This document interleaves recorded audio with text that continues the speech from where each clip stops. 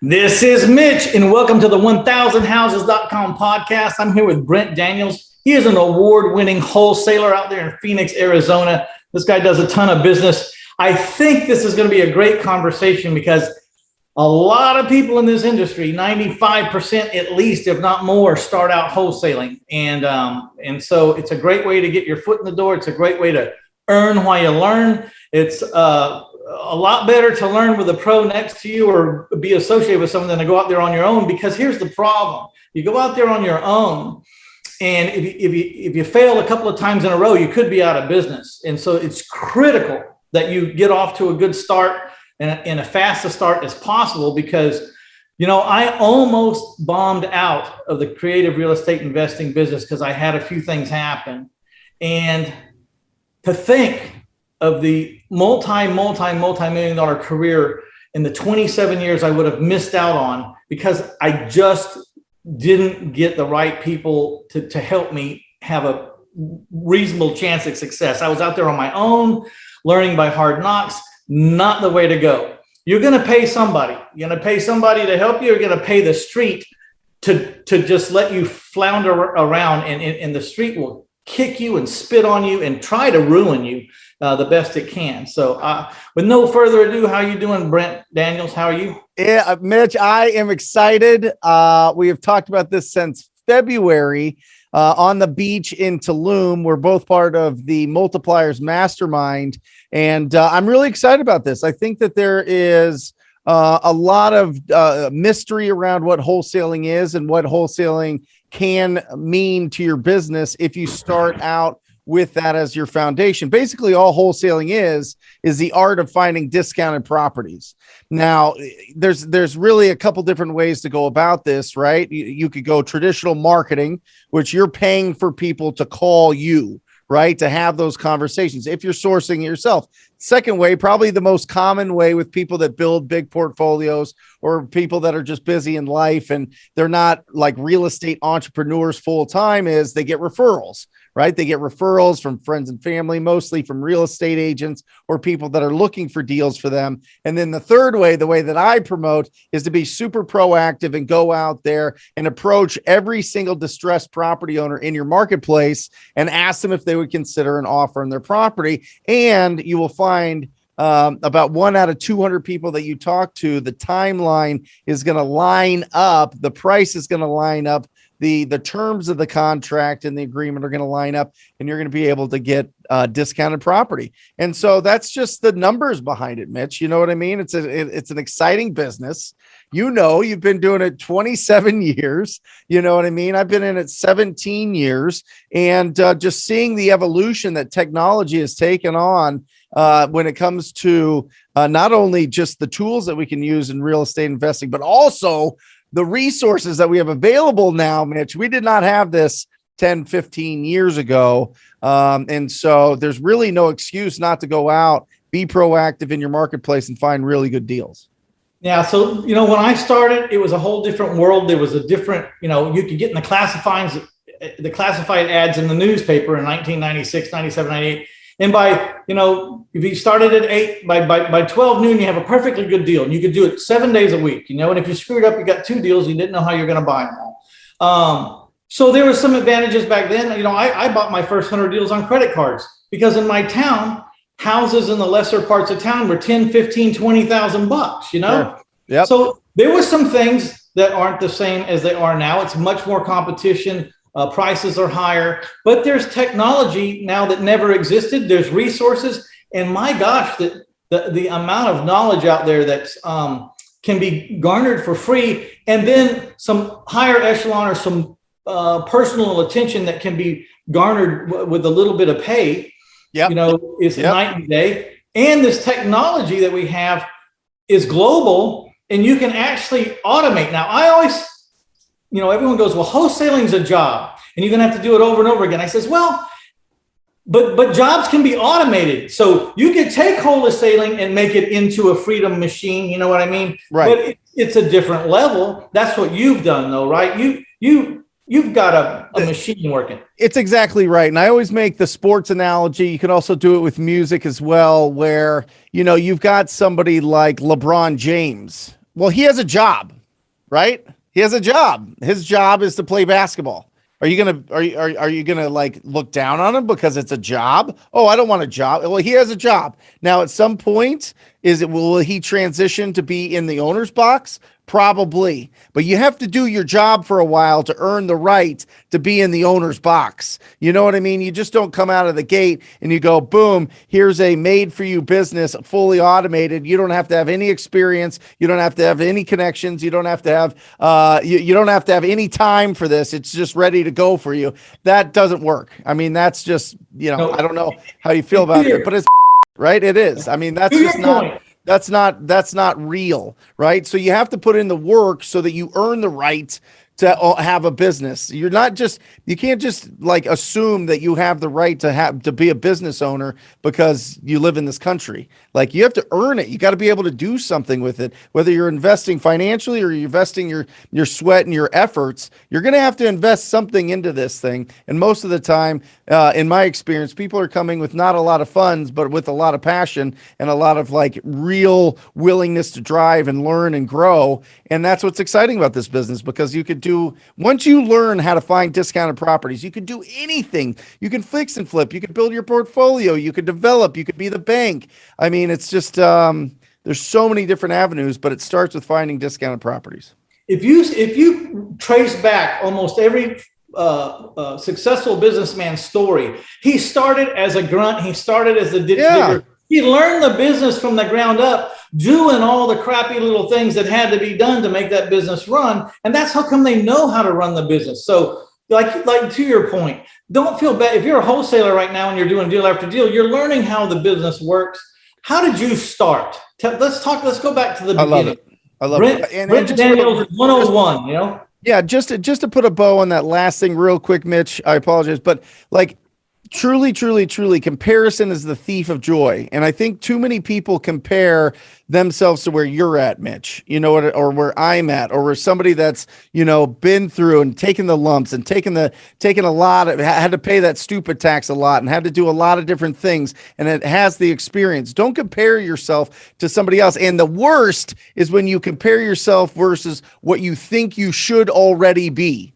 Right? That's when you start really having problems as an entrepreneur, when you go, I should grow 50% a year every single year and just go crazy with this thing. And that's my expectation. And now you're making that comparison. It's good to have goals, but listen, like, you got to work this thing up. You got to really understand the business. You got to understand that there's certain paths that you have to take to be able to be successful in this thing. And if you get around great people and have great mentors, you're going to be able to do that faster. Anyway, let's go to Brent 101. Like, here he is out of the box. Who are you? Where are you? And where do you start? Where did you start this career at? Yeah, I love it. In 2003, got this guy, right? Rich Dad, Poor Dad, right? Which apparently he sold like 40 million copies of this. So I think most of us have read this thing. But I read Rich Dad Poor Dad, and at the time I was, you're young, you're in your low 20s, and that's an interesting transition time for anybody, right? You're going through college, now you're going to go out into the workforce, now you're going to go out and try to provide value for the first time, and I didn't really know what I was supposed to do, and I read this, and I was like, real estate, that's what I got to do. So I got my real estate, and at the time I thought you had to get your real estate license to be able to be a real estate investor. I didn't know.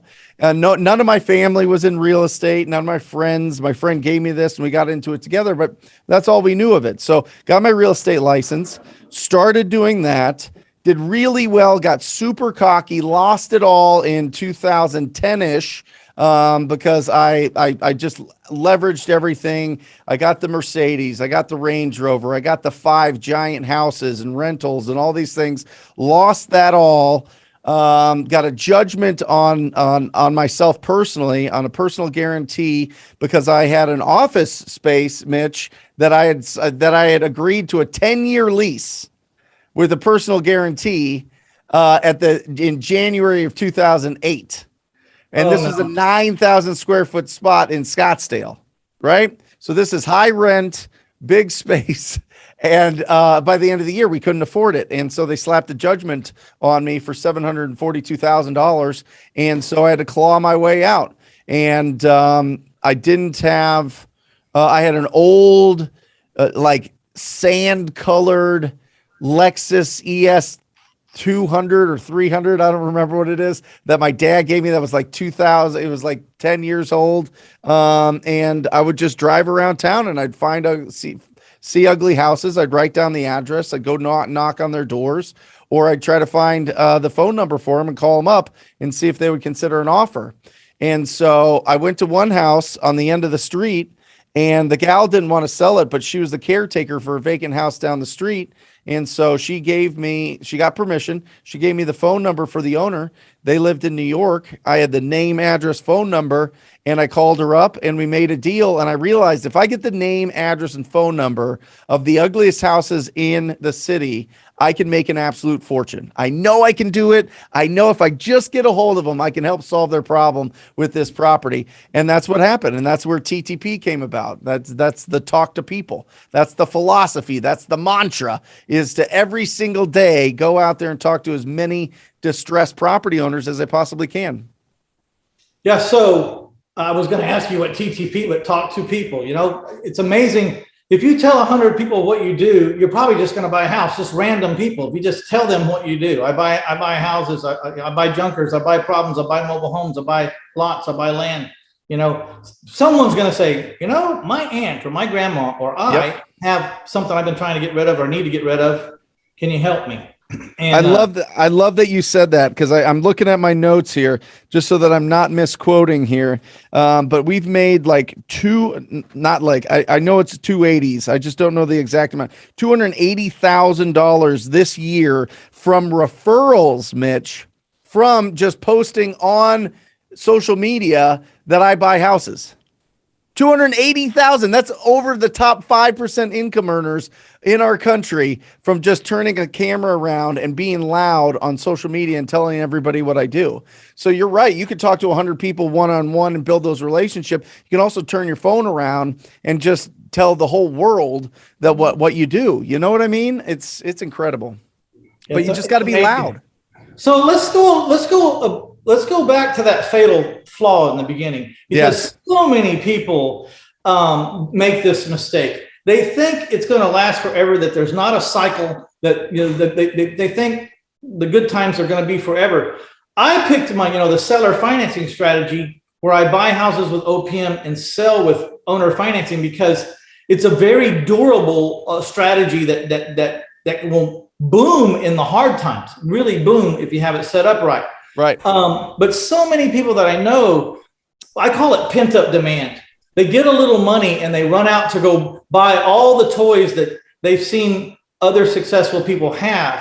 Mm-hmm. And they think that lets the world know that they made it. It actually can scare the living hell out of private lenders and potential partners, as they go like, you know, this young punk right here has got some lessons to learn, because he's taking and buying $150,000 cars and living this lavish lifestyle. He hasn't gone through the storm yet, and people can see it. I drove a used truck for 15 years before I finally bought a new car. Yep. One time, my private lender and a potential partner, who ended up being my partner,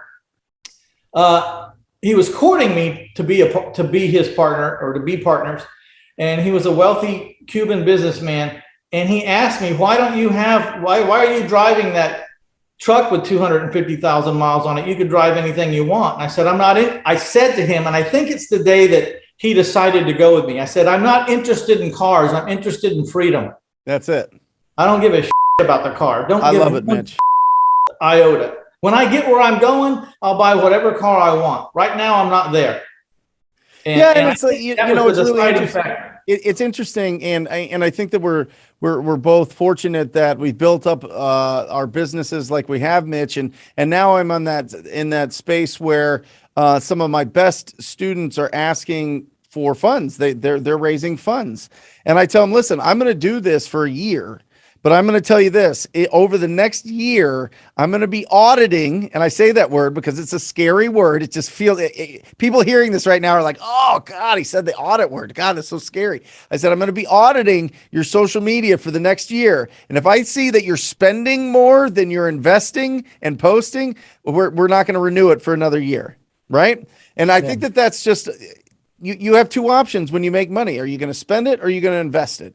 And if it's these young guys that are hard charging, and gals, by the way, young and hard charging, and if they slip into that game of competition over cool stuff and clout and looking great with all these toys, it's irresponsible. And right now, if they just buckle down and just invest their profits as opposed to spending it, one, they won't really need me. They'll always need me in some level, but they won't really need me. They'll be able to fund their own. And two, they're going to be way better business people because they're going to have clarity and they're going to have discipline. And when you have clarity and discipline, you're unstoppable. But if you have clarity that you want to go and do something and you don't have the discipline to keep and invest that money, you're just not going to, it's not long lasting. You're a firework. You're shooting off and you're doing great and you look great, but you're going to blow out and it's done.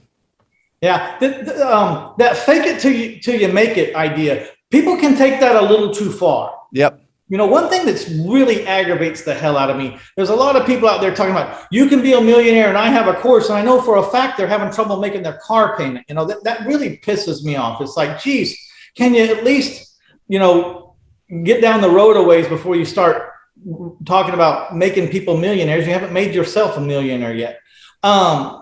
So I want to tell a little story that I'm from, and I want you to chime in on it. I love it. I bought my first set of storages, mini storages, self storages, but really it was a set of boat storages where they parked their little fishing boat right outside the entrance to a state park on a lake.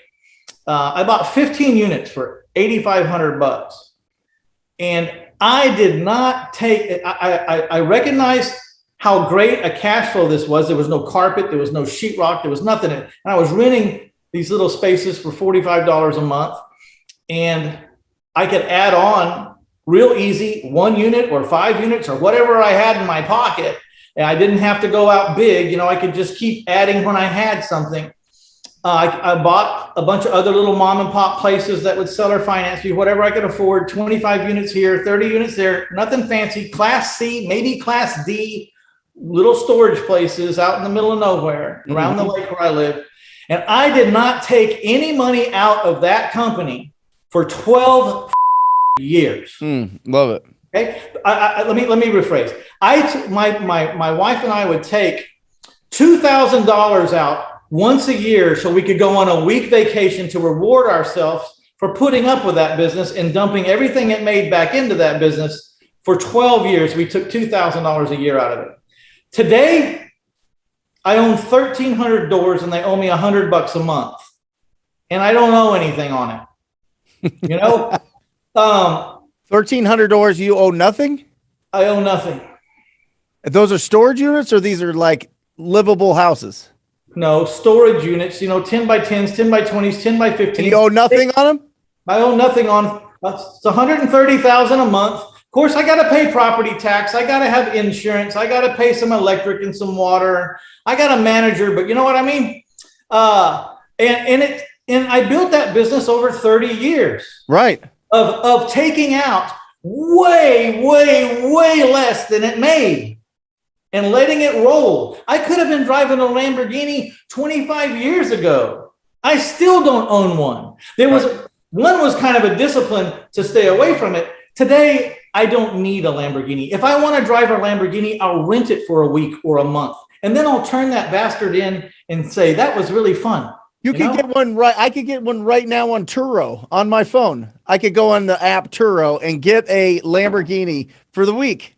You know what I mean? Like, what are we doing? Why are people buying these things? You could get a one that you don't have to take care of, and it's clean and it smells great on an app. I mean, whatever. Yeah. The oil change on a Lamborghini is $4,500. You know what I mean?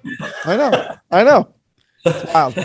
Well, I mean, listen, I think that when I see some people that really want to show that, I think, oftentimes they've either come from a really bad background or, maybe they didn't have a good childhood growing up. Maybe the parents weren't around or it was just a real tough and kind of, uncomfortable upbringing, and this gives some fulfillment. And I think some people have to go through that as kind of therapy for whatever else. But then once it's out, just get it out of your system and do your thing. If you really love that stuff, then go for it. I'm just saying that you're going to go further financially if you invest your money instead of spend it on depreciating things.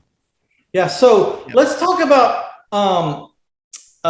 when you first start out, you're out there banging on the doors, you're doing everything yourself. You're the acquisitions guy, you're the marketing guy, you're the private money raiser guy. You have all the hats. Yep. Let's talk about some of the easiest things to delegate so you're freed up to do the important things, which is write contracts.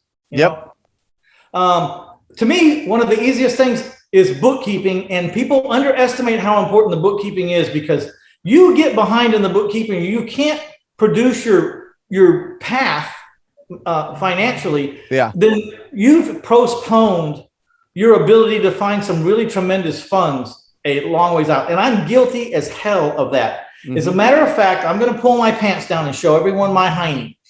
I finally, 27 years later, started 4 years ago to start to straighten it all out. Awesome. It took 4 years, $240,000. We retraced every deal for the last 4 years that we thought, we went back 4 years. We thought that was enough. And I finally can produce a financial anytime I want. I had to hire people. We just hired a comptroller, you know what I mean? To really, because it's that big now, you know what I mean? I'm owner financing about 70 houses a year, buying about 100, owner financing about 70 of them. We're carrying about 300 mortgages. On any given month, we're collecting on 300 mortgages. We'd love it to get to 500, but we can't get to 500 because every time we buy another 20 houses, 10 or 15 people pay us off. Yeah. Which is not a bad day, believe me, because when people pay off their notes, there's a big chunk in the middle that's mine. But so we're stuck at like 300 because of the erosion of notes. And so I'm using these notes as cash flow. We do the math on this. Yep. And believe me, I know there's a bigger guy down the street. There's probably one sitting right across from me I'm talking to right now. It's not about, am I the biggest in the room? Best. I'm just telling you where I'm at, for better or for worse, okay? I got 300 mortgages averaging $500 positive cash flow per month. And so that's $150,000 a month coming in. Yep. Now you got about $50,000 worth of overhead, counting my salary, counting my partner's salary, counting the office and all that stuff. And we just let the other 100 roll every month. We let it roll. And what do we do with it? We buy storage facilities. We have to buy something that's forever. So you take the one-time cash events, like the house flipping and the wholesaling. That's it. And you take the temporary cash events, like getting a down payment and collecting payments for 7, 8, 9, 10, 15 years. But it's temporary because notes run out. And you have to take all the money from all that you're making. You have to survive or pick a lifestyle that you want to support, hopefully not up to the limit of everything you make, but and then you have to take everything extra and you have to buy into a forever model, which would be apartment complexes or strip centers or something that you're going to rent forever. I chose boat and mini storages and semi-truck parking, but I love it. And that's how we continue to grow. And at some point it gets kind of exponential where you have all that you need to live. I personally find I can't spend much more than $275,000 a year. I can only eat so much. I can only drink so much. I don't need a bigger house. I don't need more cars. I don't need anything, But that might come a little bit with being 60. I'm 60. Like I have done and lived a lot, and I've already done it all. But you're a young 60, Mitch. Yeah, well, young 60. And so now it's starting to get exponential. You're building legacy wealth, legacy income for your family or whoever, or your charity or whoever's important to you. Yep. And at some point, and tell me if you've gotten there yet, Brent, more money's good, and it's the game, it's the Monopoly game that you play, and that's how you measure. But you need more of an emotional reward these days than you need a monetary reward. And my emotional reward is finding the right people that I think are ready and teaching them how to quit their job, become financially independent, even on the most modest level. And the reason, maybe you make $4,500 a month at your job, or $6,000 a month, whatever it is. Once you replace that with some cash flow that's coming in come hell or high water every month, you get to walk away from that JOB, and it frees up about 2,600 hours a year so that you can become who you're supposed to be. Who are you supposed to be? You may not even know what you want to be. Maybe that 2,600 hours the first year is just to figure out who you want to be. Yep. And then for the rest of your life, you have that. So I say the number one objective for anybody starting out, forget about the $1 million goals, forget about the big houses. And your job is to replace your income and free up 2,600 hours a year. That's all it is. And for a lot of people, that's under 10 grand a month. Yep. A lot of people's under 10 grand a month. And it could be the key to opening up millions for you, because gaining 2,600 hours a year that you decide what you do with is huge. Yep. Well, Mitch, I truly believe this, and this is just from talking to a lot of people and being around for a while now. We just have different brains. You know what I mean? Like we're just wired differently. If you want to be a real estate entrepreneur, an entrepreneur itself for sure, but want to have that freedom and understand that 2,600 hours is a choice. That's a choice. We're programmed. You go to school, you sit in rows. You go to college, you sit in rows. You get a job, you work in cubicles. Then you just, you die and you're in a row, and it's a cemetery. It's a whole thing, right? And there's certain people that have these weird brains that are just like, what? Why are we doing this? Like, there's so much going on. Like, can we go out and provide value in different ways? Can we do it ourselves? And that's what being an entrepreneur is. And I truly believe we just have different brains. And for everybody that would be listening to this podcast or watching it, I don't know if you do a video of this, but anybody that's interested in this, we just have different brains. Lean into that. Understand that you're going to be different. I remember, Mitch, after reading this, I gave it to like all of my cousins and my parents and everybody. Nobody read it. Nobody cared. And then I started getting somewhat successful in real estate. I went back. Nobody read it. Nobody cared. And then I'm like, now 2 multi-million-dollar businesses, put it out to everybody. Nobody cares. You really have to be, I really think that you have to have a certain type of brain that is excited about doing these things. And you're not worried that you don't let the fear of the unknown and the fear of failure and the fear of not having security, like, stop you from taking the action of doing the things that you want to do and having those 2,600 hours a year where you get the opportunity to engineer how that goes. And I think that's huge. One of the, I read this statement said financial freedom happens when your wants and your needs are exceeded by your passive cash flow. It was a revelation to me. It haunted me for days. Yeah, sure. I was dissecting that sentence. First thing I did was replace passive income with the word cash flow, because I don't believe anything's passive. There's no such word as passive. I love that you mentioned that. Yeah. Your financial. I don't even want it passive. Like, some things I want passive, but what are you going to do? What are you going to do? There's only so much vacation time. You can just turn it off. I mean, at this point, maybe I'll be different later in life or whatever else, but go ahead.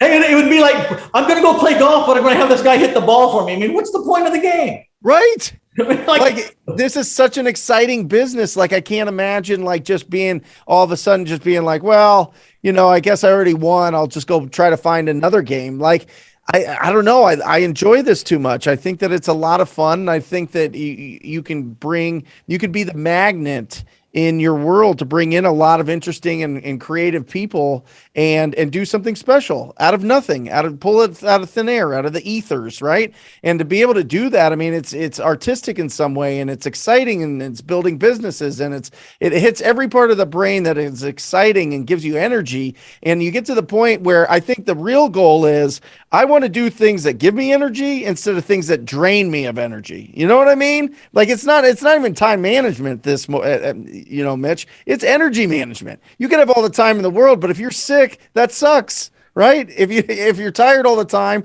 and you've got millions of dollars, that's not great. That's not fulfilling. You might get some kind of happiness, but not joy, certainly not joy. So, I mean, it's just, this is an energizing business. This is something where you can put yourself in a position to really get a lot of energy out there and be a magnet for incredible creative people.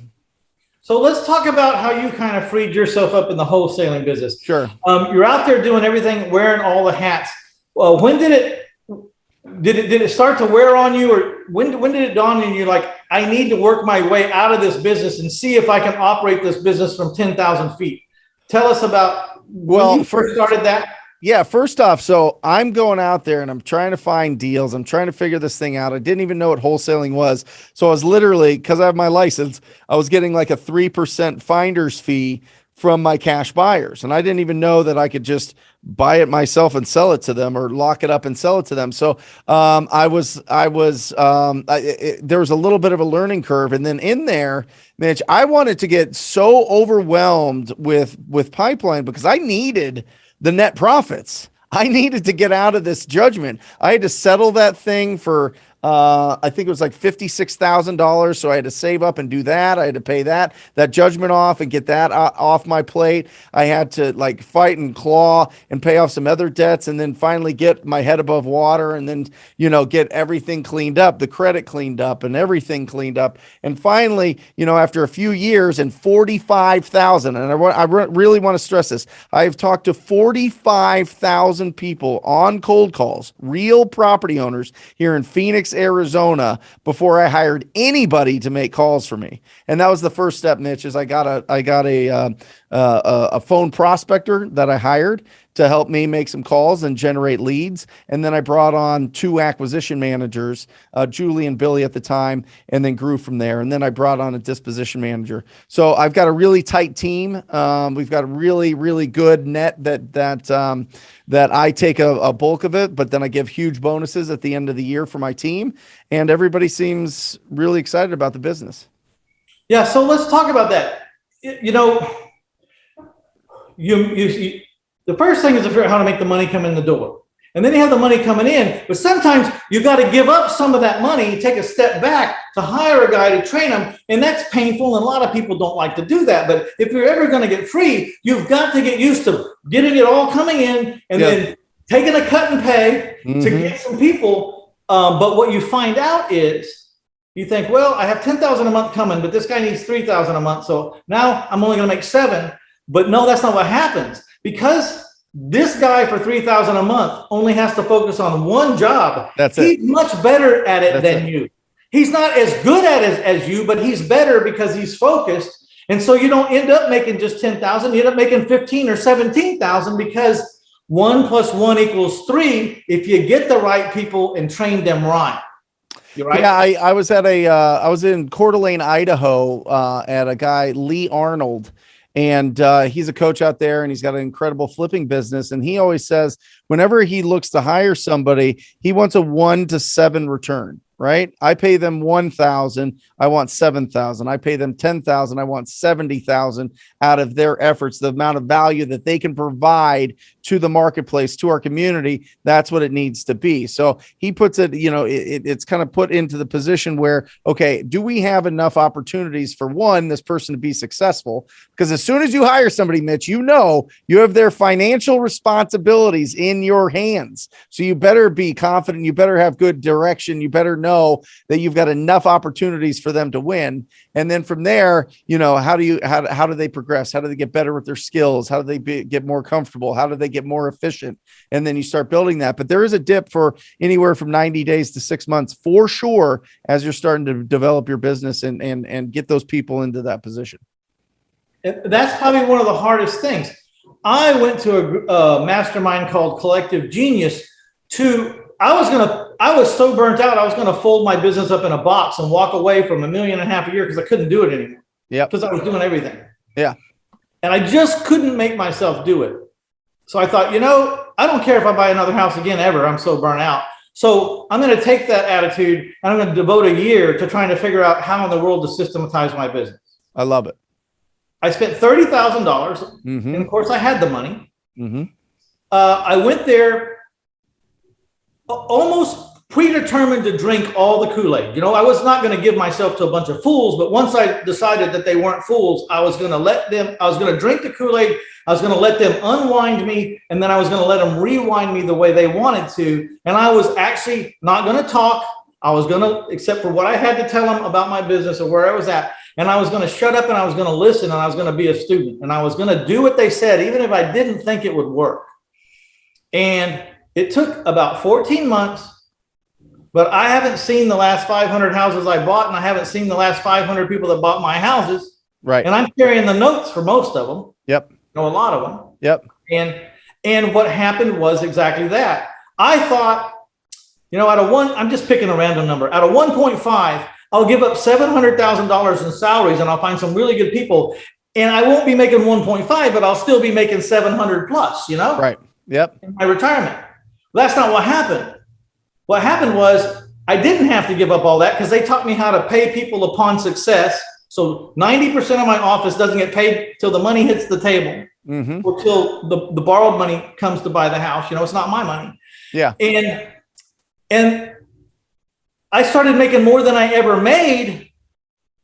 And these people were making $150,000, $200,000, $250,000 a month that are working for me. Yep. Well, that's because a year, not a month, right, Mitch? What? A year? I mean, a year. Okay. Not a month. I was going to say, wow. Yeah, let's quit to work for Mitch. I'm coming to work for you. Yeah, $250,000 a year. You know, so the dynamic is that when someone can sit in a chair and focus on their task, they're much better at it than someone who's probably technically more proficient, but doesn't have time. Right. And every seat in my office is that way. And it turned into a multiple, you know, and I make more money than I ever thought. I did not take a cut in pay. Yeah. I took a cut for a year or so. And what I figured out was I had tried to go and automate my business like 4 times and failed. And the reason why was when I was trying to automate, I never gave myself permission not to buy 100 houses. So I was trying to automate and fix my business with what was left over of me after 200 transactions, which was 100 in and 100 out. Right. There was nothing left of me. No. That sounds like a nightmare, Mitch. It was. That's why it failed. I mean, that's cut. Yeah. Right. So when you decide to go automate your business, you're going to have some money in the coffers. You're going to have some cash flow. You're going to have to eat through, and you're going to have to sit back. And some months are going to roll by where you're not going to do nearly the potential that you could have done. So not only are you spending money, but you're not making some money. It's a big number. But what is your freedom worth? Right. You know. Right. Well, and what's the vision? You know, what is the vision that you have? What do you really want to accomplish? I don't think a lot of people really know because, you know, in the beginning, we just want our head above water. You know what I mean? We just want our head above water. And then as we start getting, you know, we start standing up taller and we start being able to really make some moves and hire and create really great teams and really great companies. What do you want to do with it? Truly, because it's internal, it's external, and it's philosophical. Everything is. Every story, everything that goes in our head, we're always going through these 3 things, right? The way that we feel about it, the way that it affects the people around us, the external, and is it helping humanity? What's our purpose on Earth? You know, what are we supposed to do here? You know, all of those things, you know, you really have to look at it and it doesn't have to be something that is somebody else's. It's got to be uniquely yours. And that's the beautiful part and the tough part about being a leader is you need to be able to figure that out for yourself. You can't just regurgitate what somebody else thinks that your vision should be, because then you're just living a lie in itself. So there's a lot of self-work that goes in there. There's a lot of self-development. There's a lot of being around really, really incredible people and just kind of upgrading all the time. It's a constant evolution when you become an entrepreneur. And that's what I love. I mean, we all know people that, you know, once college was done or high school was done, they just got their trade and they're just going to stay in here and they're going to do the same things over and over and over. And that's their life. Well, I can't live that way. I'm sure people listening to that can't live that way. You got to always constantly be putting good stuff in, plunging all the out, because that's dumping in our brains all day, every day, and surround ourselves with really incredible people. And then What life's is so your, good. Life is what is so your good. higher reason now? What is your higher reason? Why are you doing this now? Besides, I mean, not for the money anymore. Beyond the money, what's your higher reason? This is kind of yeah. I mean, people love going the whole family thing. I don't like my family would live with me, Mitch, in a van, like parked by, whatever, the canal. All right. They would be happy. They would do it. It's not that. I honestly think, I feel like I was born, I hit the lottery, being born a white American male. Nothing that I did to earn that. I just was, right? And so I think that I've got a lot of potential. I've got a lot of things that internally, I just have a big motor and I want to see how far I can go with it. So I think it's the constant, the constant pursuit of just learning more and providing more value to the community. And so Okay, that, and there you I said have it. go ahead. There you said it. Providing more value to the community. I mean, like you're beyond. It's about more than the money now. It's about like, Yeah. what impact do I have on something besides me and my family? Like where does this go? For me, I decided a long time ago, and it really helps if you can find a higher reason for your business besides just profit. A long time ago, I said, you know what? I didn't invent this, but I looked at my business as what could be the higher reason of this business. And I am changing renters who would never be able to buy a house into owners. And that is a noble cause because 85 to 90% of the Americans in the United States find the bulk of their net worth in the equity of the home they bought 20, 30, 40, 50 years ago. Yep. That's the bulk of their net worth. And that's where their stability came from. That's where the roots grew in the ground. That's where the memories were made. A lot of good stuff happens there. And neighborhoods are better with owners than renters, And so I'm helping a whole lot of different, and I'm taking $20,000 houses, doing a $30,000 rehab and getting a new tax value for the city at $100,000. I'm increasing revenue all over the place and increasing people's lifestyle. Yep. That's the house flipping business. The educational business, Dave Ramsey does the primal screen when people get debt free. Yep. Dave Ramsey would have hated me. I bought my first 100 houses on credit cards. He would have hated me. Yeah. But we ring the bell at my office when people figure out how to replace their JOB and take control of their 2,600 hours. And to me, that's a noble cause, because if I change that man's life or that woman's life, I have changed their children's life, their grandchildren's life, their parents' life.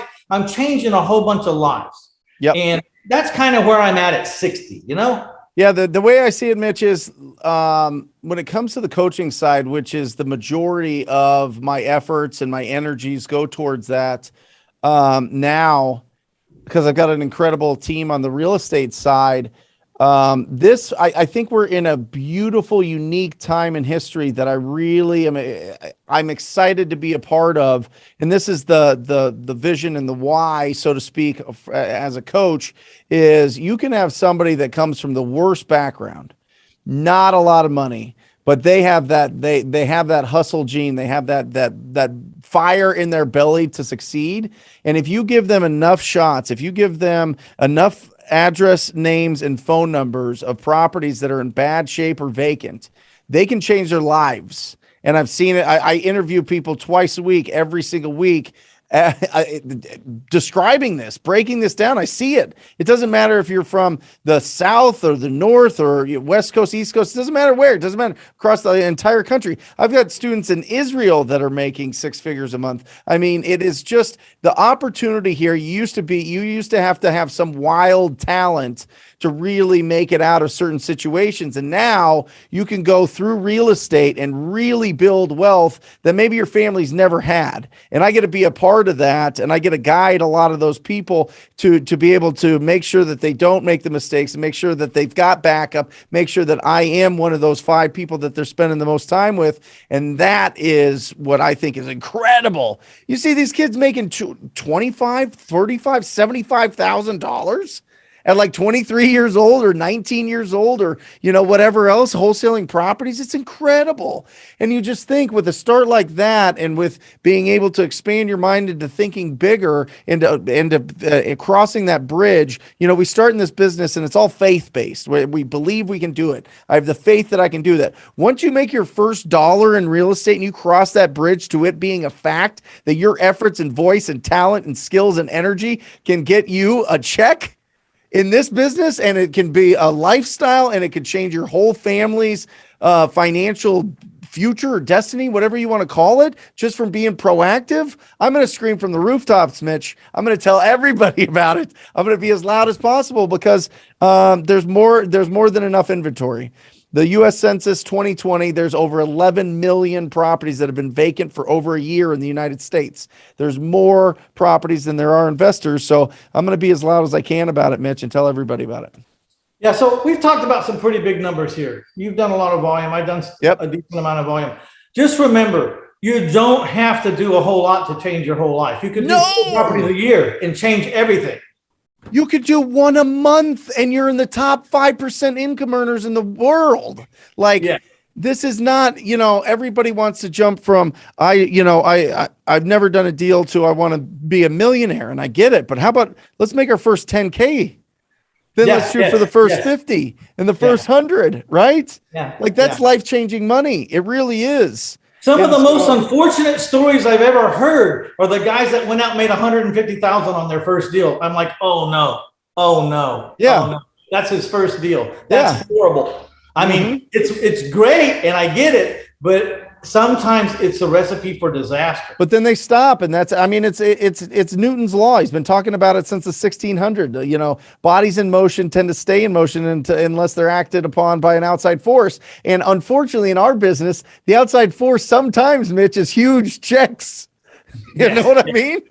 It really does. It just stops us, right in our tracks, and we start thinking too much and we stop acting. So for everybody out there, I know we're kind of all over the place, and this has just been a fun podcast, and I hope that you're getting something out of this. But just remember, as a real estate entrepreneur, there's 3 parts. And Mitch, you could tell me if you disagree, if you agree, whatever. But I break it down into lead generation, right? That's your ability to find these opportunities.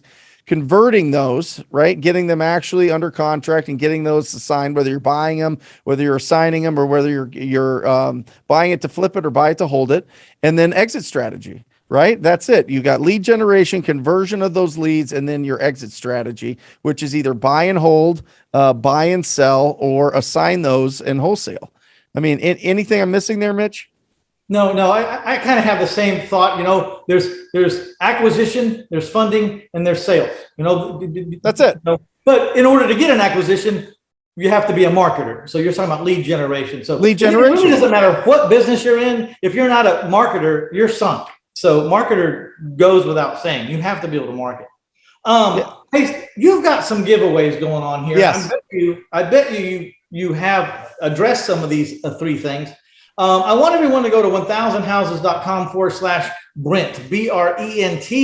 And what are they going to see over there in the show notes? What are you offering these folks to listen, TTP Insider. So ttpinsider.com, it'll direct you right there. But in case you're just whatever, it is we've got a toolbox of a ton of different resources, whether that be scripts, whether that be contracts, whether it be just a breakdown of how to get your first deal and how to get going. So it's a phenomenal. We've put a ton of effort into it, a ton of work. The whole team's behind it. It's phenomenal. I encourage everybody to go check that out. Even if you're doing business, it could clean up maybe some of the processes that are kind of sticking points in your business or bottlenecks. Definitely check it out. TTP Insider. TTPinsider.com. TTP is talk to people, baby. That's the whole business, Mitch, right? I mean, when it comes down to it, you have to be on your phone all the time, whether you're texting or you're calling or whatever else. You need to be actively communicating all the time, especially if you're building up your business. I'm telling you, the louder that you are and the more that people know that you're passionate about this business, you become a magnet. Opportunities fly your way. In 1996 and 1997, when phone bills weren't the way they are now. Yep. I used 6,700 minutes a month average, and my phone bill was $1,800 a month. It was I love you, Mitch. It was I love 4 you. times more than my house. My I'm phone telling payment you. was And now 4 you're a times more. multi-millionaire. I mean, like, I am telling you, there is a secret to this. It's TTP. And this isn't just self-promotion here. It's literally like a philosophy. You need to break out of your shell and be proactive and have confidence and go and stand tall and go tell everybody that you love real estate. You love working with ugly houses, and that if anybody runs across them, that they should reach out to you. And there's so many different exit strategies you can use if you know how to source the deals. You can find money for those projects. Let's talk to people who think you have to have money to make money in this business. Address that. It's a disease out there that's horrible. It's rampant. Everyone says, I don't have enough money to get in that business. Listen, and I think everybody can answer this for themselves, but if you go out today and you go around your neighborhood and you find the ugliest house and you get their phone number, there's a million different sites that you could do it. Batch skip tracing is where I get it. You get those. Well, yeah, but I don't have one myself. I promote Skip Genie. Perfect. Either one. Okay. It doesn't matter what you use. You just get one. You get the phone number. You call them up. You find, and it says on Zillow that this house is worth $280,000. Okay. You talk to the owner. They say they want $60,000 for it. You can go to any meetup group, any investor group, any Facebook real estate investing group out there and say, listen, I got this smoking deal. I need to have a financial partner to help me do this deal. And you will have people lined up for the opportunity. There are people that have the money. They need somebody to go find the deals. That's the fact. If you're starting out and you have no money, your job is deal finder. And you simply go out and you find it in a ton of tools in TTP Insider, but you go out and find those deals, you source those opportunities. People will be attracted to you. They will want to do business with you, and the money's going to be there. You said the key, and I said it 1,000 times. You almost said the exact same words. When you don't have money, you're a professional deal finder. That's it. Contract writer upper. You're a professional deal finder, contract writer upper. You got to get yourself as much time as you can to take the pressure off of you, so you don't have to find the money in 1 day or 2 days, but give yourself 30 days, 45 days. And if you have any kind of deal at all, the money will show up if you'll just let people know. And if no one shows up for your deal, guess what? You didn't have a deal. Yep. That's it. That's exactly right. And listen, that's how you do it without money. That's how you find it without money. You find those opportunities. Just find an ugly house, talk to the property owner, and rinse and repeat. That's it. If you ask enough people, and the average right now, Mitch, and listen, I coach all around the country, and I've talked, this is like my speciality, is understanding the metrics behind this. You talk to 200 people, 200 owners of distressed properties, you will do one deal. You'll probably do more, but you'll do at least one deal. And here's the hard part, Mitch. 199 people are going to reject you, or they're going to drag it on, or they're going to reject you today, because some of those will come back tomorrow and be your lady. That's right. But it's just whether or not you're willing to be rejected by another human, 199, to get that one deal that makes you 20K, and then do that over and over and over and build a business based around that. Okay, so let's flip the table, because I love to do this to people. In order to make 25K, would you like to make 20,000, 25,000? Everybody in the audience, raise your hand. Okay, here's your goal. You have to get 100. You have to get 200 no's in a row, and I bet you can't do it. Right. You set your goal to get 200 no's in a row. That's your goal. If you can get 200 no's in a row, you're probably going to screw up and make 25, 30 grand. Yeah, every no's $100. You know what I mean? Like, if I gave you $100 every time somebody said no to you, I would have to tear you off the phone. I would literally have to tear. If I gave you $1,000 an hour, because it usually takes about 20 hours to talk to 200 people. That's what it is. If I paid you $1,000 an hour, if I stood there and just gave you $1,000 an hour for every hour that you called distressed property owners, whether it be probate, pre-foreclosure, driving for dollars, just ugly houses, tired landlords, vacant land, whatever it is, whatever you want to do, tax defaults, all these other, these signs of distress, and you talk to 200 people, you're going to get a deal. I mean, you are going to get a deal. You're I like this absolutely gonna because get a deal, and it's going to take you about 20 hours, and it could be worth $20,000. So if I'm there handing you $1,000 an hour to call those people, I would have to tear everybody listening to this off the phone every single day. But that's the reality. It truly is. I really like this because you listen, the people out there listening, this man has painted a realistic picture of what it takes. If you're not willing to talk to 200 people, don't expect much. You know what I mean? Yep. I wish it was less. I wish it was only 50 people, but I'm sorry. The truth of the matter is the man's telling you the truth. So ask up what it's going to take to call 200 people. And it's going to, like you said, about 20 hours. That's a very, very realistic, conservative point. And you may get lucky and do 2 or 3, but he's not even saying that because he doesn't want to set expectations that way. And I would much rather you go do the 20 and get 2 deals instead of, but that's the real life of it. Now, here's the thing. Yeah, but Mitch, people will spend 2,600 hours that you mentioned earlier. For $15 an hour. For net, probably. Yeah. Even if you're making 30, you're taking home 15, right? So what do you want to do? Either way, you're going to have to do something. So do you want to do it for yourself or do you want to do it for somebody else? Do you want to build these skills? Because I'm telling you this, after you talk to 1,000 property owners and you ask them if they would consider an offer in their property, you can talk to anybody about anything. It bleeds, it blends into your life. Like having that, there's not a lot of people that have had that many conversations with people. It makes you a better communicator. It makes your tone better, your pacing better, the words that you use better. I am telling you, it is a skill that never goes away.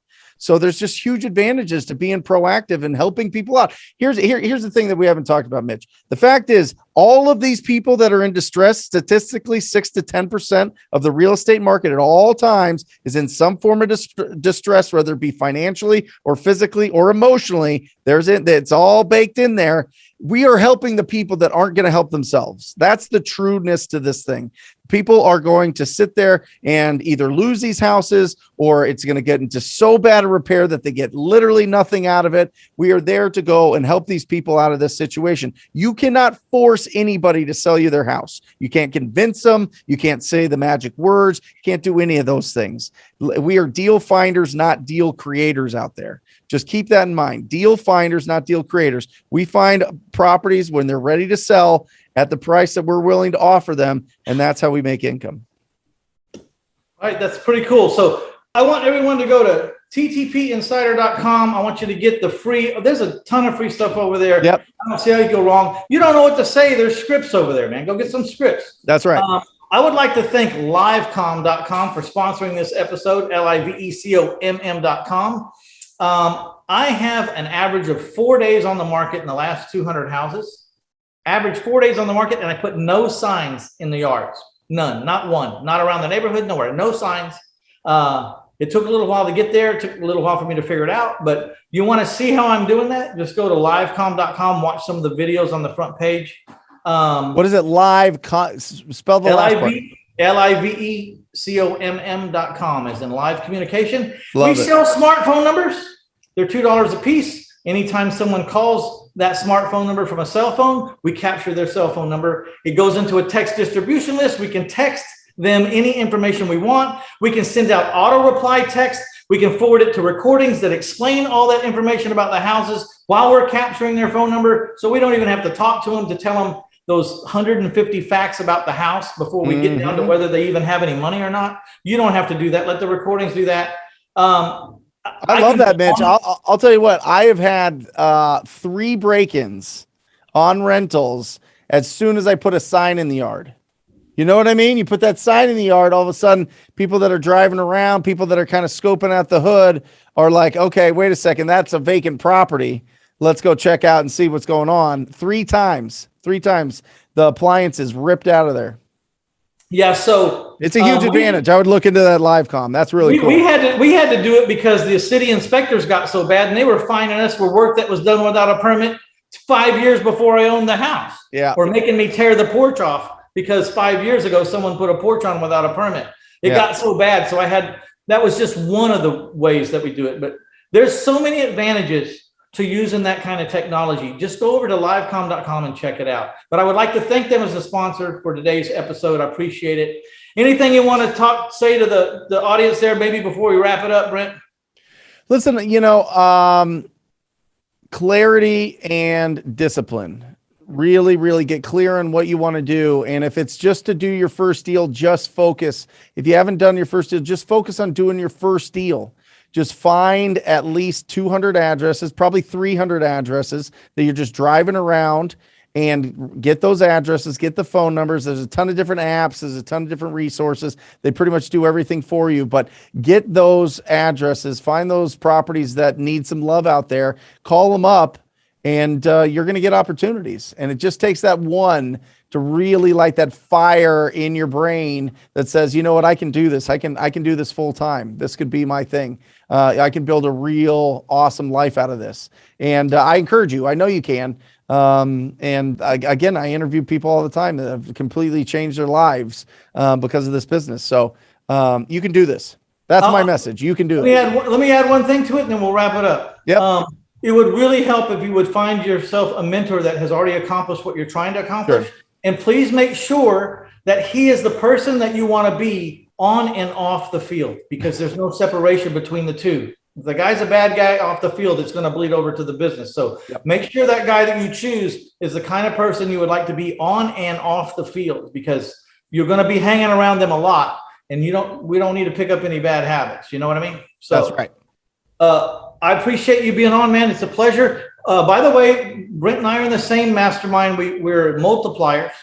And just in case there's some men out there in need, let's just tell them a little bit about that. Multipliers was designed to take high-level, high-functioning, very successful men and give them a place to go to talk so that the success doesn't implode them.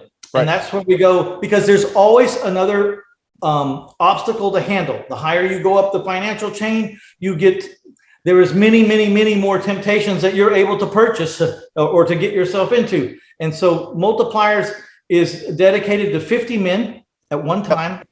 And these men get to talk about man problems and wealthy problems, and just problems that people will have when they're in control or responsible for many people's lives. Yep. And so they help men before they implode and walk out and burn it all down to the ground. I said, let's have a conversation before you hit that red button and blow everything up. Let's just talk. Let's calm down. Let's back up. How do we get a handle on this? How do we improve? Yeah, I think it's important to be surrounded by people that have the same interests and the same, have been through a lot of the same things. So it's an incredible mastermind group. Chris Arnold's done a fantastic job. It's in beautiful Tulum. I take my wife to it every year. She gets days to herself, which she absolutely loves. Kids aren't around, and then we get to go out at night and have a great time. So it's phenomenal. Yeah, I love it. There you go. All right. There's always another level to go to, and always another mastermind to be in, because if you don't stop, it will never stop. And so keep going on. Yep. All right, my friend. This is Mitch Stephen with 1000houses.com podcast. I'd like to thank everybody for stopping by to get you some Brent Daniels. Remember, ttpinsider.com. Go get that free stuff. Can't go wrong. Thank you so much, Brent. Thanks, Mitch.